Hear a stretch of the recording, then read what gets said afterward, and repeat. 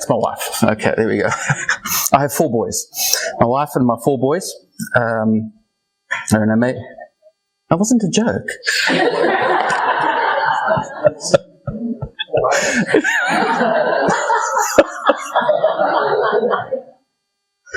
Oh dear. Matthew 10 says, "Not a single sparrow will fall to the ground without the Father knowing it. And the very hairs of your head are all numbered. So don't be afraid. You are more valuable to God than a whole flock of sparrows." I've used this for many years God knows the intimate details of your life. God knows the intimate details of each of our lives. And the entire purpose of the little systems we're going to talk about today is just to help us finite humans try and keep track of some of the intimate details of other people's lives. You're not God, okay? If you think you are, please exit left. You don't belong here. God's able to keep track of some of the specifics of our lives. He knows the intimate details. And all we're going to be looking at today is some tools and some examples of ways you can help actually look after and care for the people in your church. It's not to try and manage people or dictate people. It's just to try and keep track of some of the personal details of people's lives. And that's the heart behind this. Genesis 1:2 says the earth was formless and empty. Darkness was over the surface of the deep, and the Spirit of God was hovering over the waters. God is not against structure. You see right at the beginning, the earth was formless. It was void. There was no structure. And then God comes along and brings structure. He separates the land and the sea and the sky and the ground, and he adds mountains and he brings structure to things. And you see where God comes, he does bring a level of organization. He does bring a level of systems. He does bring a level of just arranging things and organizing things. There's something highly theological about being organized in our lives. It's a deeply precious theology. And you see this weave throughout Scripture. So let's let those 2 scriptures just be the backdrop of what we're going to briefly discuss today. Okay, you see the power of data. You see what it's doing? It's giving you a visual display of the health metrics that you want to measure in your local congregation. So, for example, this metric over here shows current leaders red, new leaders, and members. So I can track, as my membership is growing, is it translating into leadership? Are those members translating into new leaders? And if I'm seeing different scales, if I'm seeing those trends maybe going downwards, maybe we need to do more leadership trainings or more equipping and discipleship. Okay, there's piles of tithing metrics. Little tithing metrics here. You may not want to do this, but here we actually are plotting membership versus per capita tithing versus tithing as a whole. So you can immediately see as your membership growing, is it translating into increase in tithing? So I'm able to take various metrics and swap the data around and pivot it around onto little charts and graphs, and you can do it in your region. So if you're in like Cape Town works well because it's so big. You can actually plot salvation metrics over geographical points and have a look at, well, hold on, we're seeing a lot of salvation in Dennis's church. No one's getting saved in Bishop. Hey, Andrew, why are people getting saved in Bishop? Now, it's difficult to do that if you don't have this kind of information in a visual display. Do you see the power of it? That's what we're aiming for. See, this is the result. And when you see this, it kind of motivates the next discussion. How do you actually get to this? Does that make sense? You see the benefit of it. All right. Metrics dashboard. If you have a little system, doesn't matter where your data is coming from, you can pull out visualizations like that, which in meetings help you make informed decisions. It empowers you to look at, for example, where is the growth, where is the decline? And begin to address real-time issues on the ground as to the health of your congregation or church. So why is data important? Well-structured data provides you healthy or vital information to the health metrics in various aspects of your ministry. Now again, You can slice and dice the data you want to visualize. You might want to, so we've got a metric on volunteers. You can actually plot volunteers and members and get a visualization. Are people actually putting up their hands to volunteer in church, okay? So it provides you with that information. You're all administrators. How many times has your pastor called you and said, please can you get me the information around this course and all these leaders, and you spend 3 days scrambling to go and find the 15 spreadsheets that you've emailed for the last 6 months and consolidate the data. How many of you have done that before? Okay, Jonathan's nodding his head. Okay, it happens all the time. You've got to go and find all these little disparate spreadsheets that are spread all over the place and consolidate the information, and then you click a chart and get it done like this, and it's live all the time, instant, and it's there, okay? Data can provide you with the information you need about growth or decline. We've covered that, and done properly, it also provides access to information, members' information that helps with pastoral care and leadership development, pastoral care and leadership development. As pastors, you are limited by the finiteness of your own mind. Your staff are limited by their own humanity. Having these systems in place just helps you track where people are at, what's going on in their family, what's going on with their kids' lives, and it gives you up-to-date information to be able to empower you to actually shepherd people properly. Okay? We don't do this because systems are fun. We do this to help shepherd people carefully, to help expand the kingdom, to see God's kingdom come in our city. All right, so let's touch on, this is a difficult section because there are so many options out there. So I was looking at this going, I don't want to overwhelm people. There are a lot of options out there. You are not limited for choice. So what I've done is I've narrowed it down just to give you a bit of a guide. The best I can do over the next 4 slides, is to point you in a direction, is to say, you know what, here's some things to think about. Well, whether you're a massive church, a medium church, a tiny church, it doesn't matter. There are some, I've put some options up here that will cater for small and large. Okay? Forgive me, I've had to make a choice. There are a plethora of options out there. These, I think, are the most viable to seriously consider in your environment. Zoho is a very powerful online CRM solution. You've probably heard it. They are taking out the guys like Salesforce and SAP. They literally are globally taking out the big CRMs because of their affordability. All right? They're a completely codeless driven user environment. Now you can, obviously, if you know how to code, really customize it. But this is a drag and drop database. You can go in and drag and drop your fields. You don't need to write a single piece of code. You can have a database up and running in 4 or 5 days. Boom.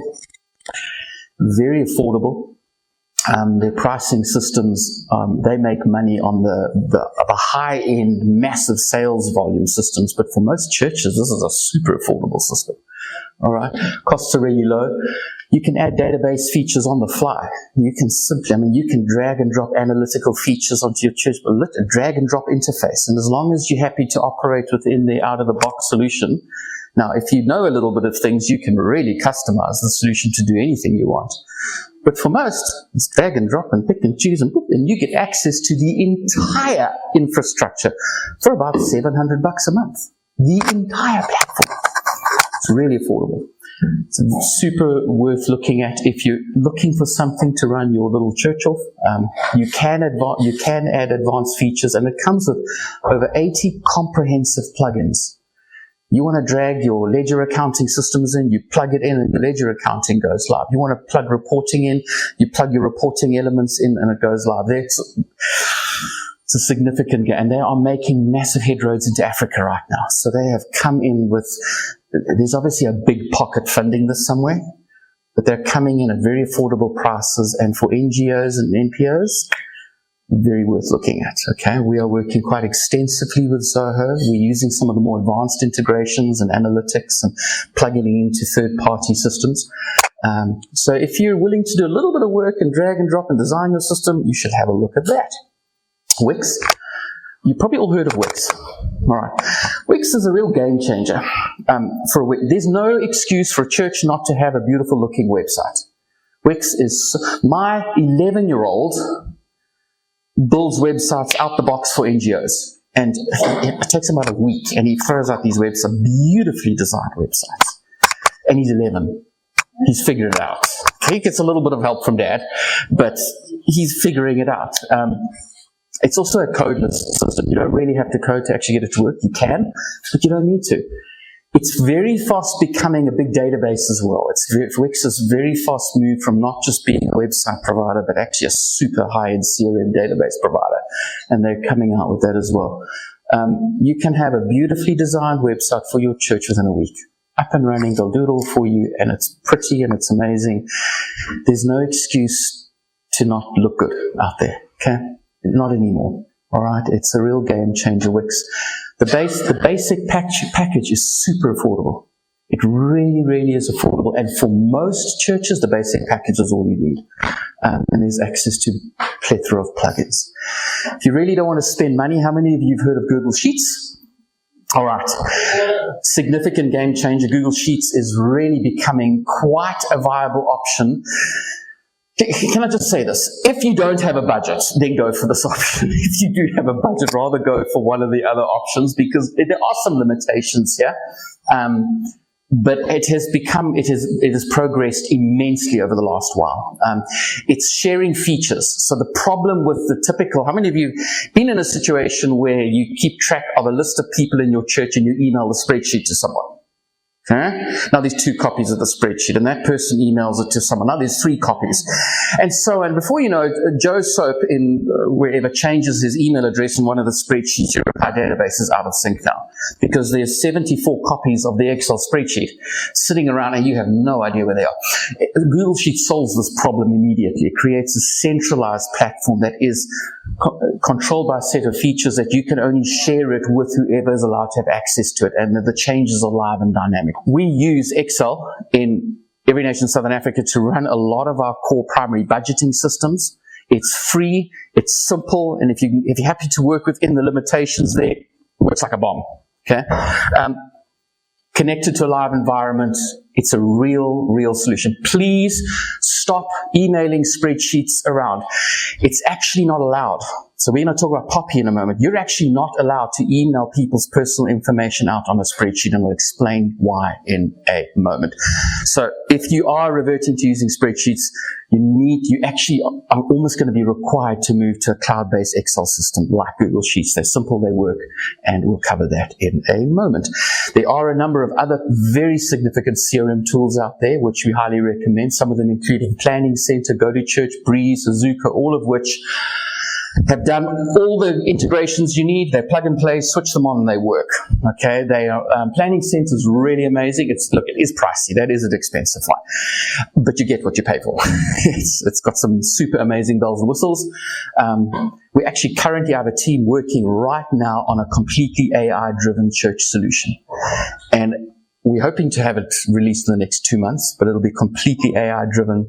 It's a very lovely-looking platform, and we have integrated that with Microsoft Azure and Google Firebase, partnered with them, launching this thing as a consolidated AI solution, and that's going to be looking wonderful. I think if you genuinely have a couple of questions, guide us, and this is our solution, just pop me an email. Okay, I'm happy just to answer an email, say, listen, look at this option for your scenario, and that gives you a couple of real options. Okay. AI. All right. Will you love it or hate it? It's not going anywhere. Okay. Some people love it. Some people hate it. It's here to stay. It is going to completely immerse society. Society is going to be immersed in AI in the next 2 or 3 years. Okay. So whether you love it or hate it, you're going to have to deal with it. It's not going away. It's here to stay, and you're going to need to learn how to use it and how to work with it. It's going to be completely immersive infrastructure. You're already starting to see it take over mainstream platforms. You are already affected by AI extensively simply by using your mobile phone. It is already immersively integrating itself into society. Most people aren't aware of it, but I want to give you some practical ways we can make use of it. It's a tool you must learn to use properly. It's not a tool to replace your job. Okay, it's a tool you need to use to complement. So we are going to do a switch of laptops here, and I'm going to give you a demo of how we actually play with AI. So John 3:16. Random verse. All right. Let's make up something. I'm going to ask AI to please write me a sermon on the passage John 3 verse 16. Let's include in the outline a historical account of the passage. My spelling is atrocious. It doesn't really care. It'll figure it out. It'll include in the historical account. Let's also, and any controversial interpretations of the passage. Let's tell it to outline all the characters involved in the passage and provide a contextual, meaning for Christians. Maybe it's a bit random, but historical account. And how do you spell controversial? Huh? Okay, well, we'll just put enter. Let's see what it comes up with. Let's see if it sees the difference. All right, let's see what happens. Sermon on John 3:16, introduction. Welcome. Gives me a historical context, setting Jesus' conversion, Nicodemus, a Pharisee, importance of this gospel, the characters, God, loving Father. I might get it wrong, but let's just see what it comes up with. His only Son, Jesus, the embodiment of God's love, the meaning for Christians, God's love, unconditional sacrifice, beliefs that gives what's the background meaning for Christians? Let's have a look at controversial interpret, and what's going to say? Unlimited atonement. Oh, that's pretty accurate. Eternal security, once saved, always saved. Application, assurance, confidence in God's love.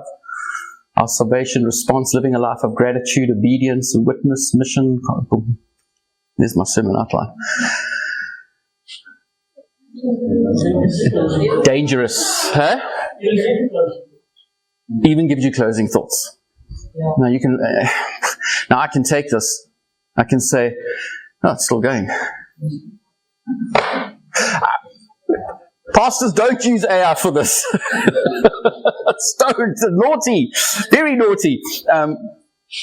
But you get the idea. Now I can take this and I can, through a bit of understanding how AI works, prompt it to say, please drill into the historical account or Nicodemus's past, and it will draw out the history of Nicodemus and give you a historical breakdown of it.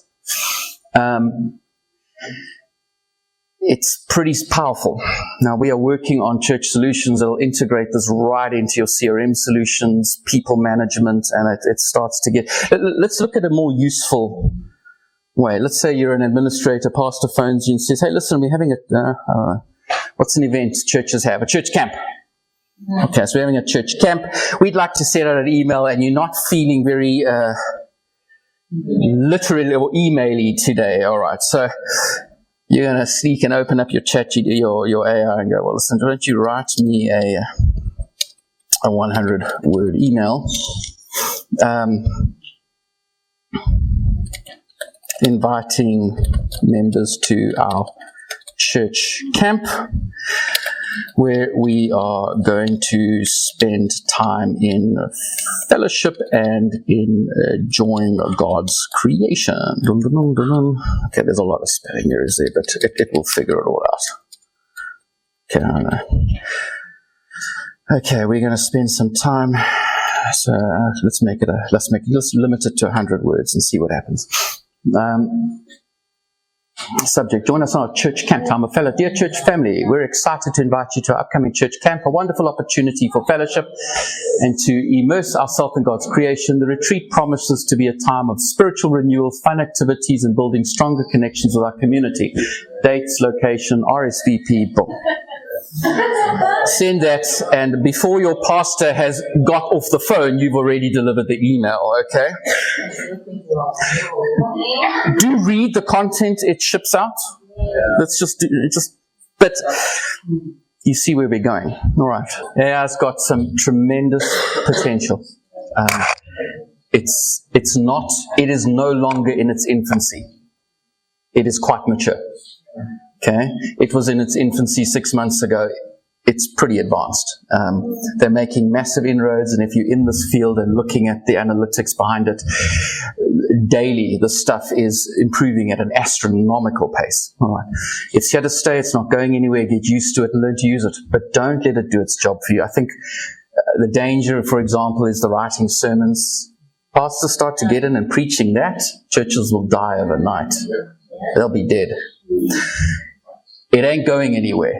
Learn to use it as a tool to help you do what you do better. There's no harm in getting a sermon outline and then going and maybe using the outline. Even there it's questionable. But the other stuff, there's a lot of admin tools and things that you can function very effectively and make it work for you, and it's a heck load of fun to play with. All right? Other tools, church. Let's talk finally 2 more slides. Poppy. Poppy is something you do have to deal with. You can't ignore it. It stands for the Personal Protection of Information Act. And its purpose is to simply set out the guidelines and the legal requirements that organizations have to follow when collecting, processing, and storing people's personal information. You're stuck with it. Some people consider it a bit pedantic. I think it's a fair representation of what needs to be done with people's personal information. It deals with 3 primary categories.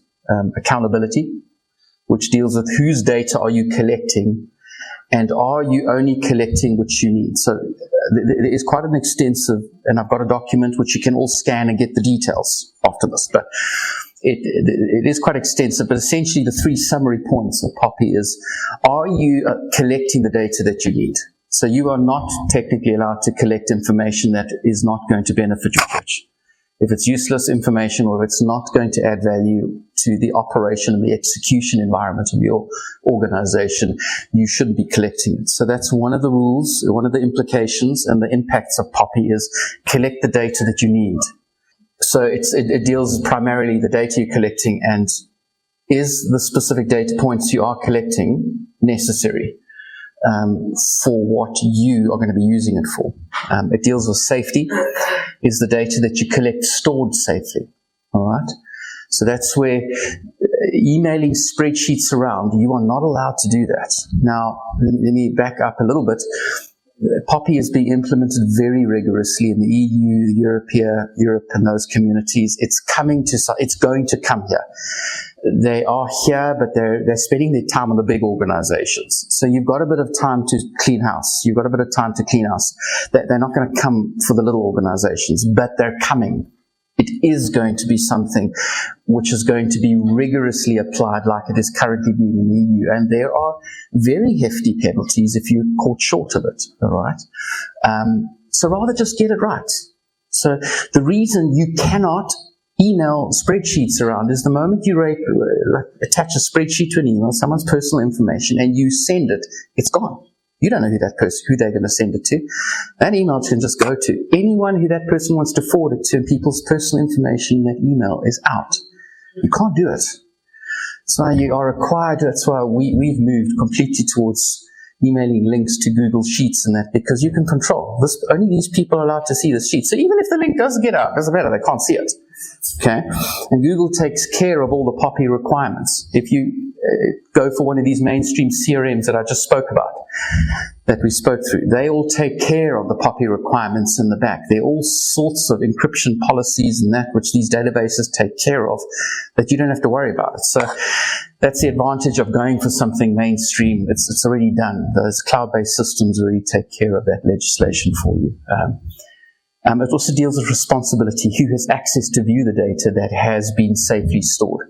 So it deals with only the people who should be seeing people's personal information should be seeing it. And it's difficult to control when you're emailing CSV files and text files of people's, and you're writing people's stuff from notepads, and you can't do that. Even like if you put someone's name or personal info on a napkin, you're supposed to secure the napkin. I know we're getting pedantic, but you can see where that's going. It's anyone's personal information falls under the ambus of this piece of legislation, and it is going to be rigorously applied in Southern Africa. They are doing it, but only with the big guys. So you got a bit of time to clean house. Clean house. Don't wait until someone comes knocking on the door and say, well, where's all your stuff? Questions you might want to ask yourself. 3 questions and then we're done. Have you clearly communicated the purpose for which you are collecting the personal information and how long you're going to keep it? So you need to be able to say to your members, we are collecting your information. This is why we're collecting it. This is how we're storing it. And this is how long we're going to store it for. You have to have proof of consent for collecting and processing that information. So if a question is raised, you have to be able to show that you have been given consent by so-and-so to store their information in your systems. Now, the consent can be given in various ways. It can simply be a digital tick box, which is then stored next to their name and encrypted. There are ways to do it very simply. You can have people sign a form of consent, whatever it is. But you need to be able to have some way to be able to show, hey, listen, you gave us permission to store your information. There's the permission, and you're good to go. So have you clearly communicated? Is there a proof of consent? And do you have the internal policies and procedures that ensure compliance with this act, which has become part of your standard operating procedures? Okay. So are there internal policies? So for an internal policy, classic one is the Excel spreadsheeting emailing thing. That's an internal policy. You just not allowed to do it. So have you got certain internal policies that prohibit people from, for example, attaching an open document with people's information to an email and just spamming everyone with it? Are those protocols and policies in place internally in your organization? Okay, so those are the 3 things you probably just need to ask, 3 questions, and if you can get through those 3 questions, you know what? I think you've done well. Just get through those 3 things, you'll be pretty much covered. The act is quite extensive. I have put a link there to a lot more detail. It's just it'll take you to our Every Nation policies around POPI and that, and that link is available if you want to scan it. Again, it's an online document. It's got all your personal information stored in it for everyone to see. So that was a joke, by the way, but clearly it went over everyone. Okay. You're welcome to have a look at that document if you'd like. And if you have any questions, there's my email address. Okay. You're welcome to pop me an email. This is our challenge. This is I'm in this church. This is what we're trying to accomplish. Point us in the right direction. You're welcome to pop me an email. I can't say I'll respond immediately, but I will get to it. Okay.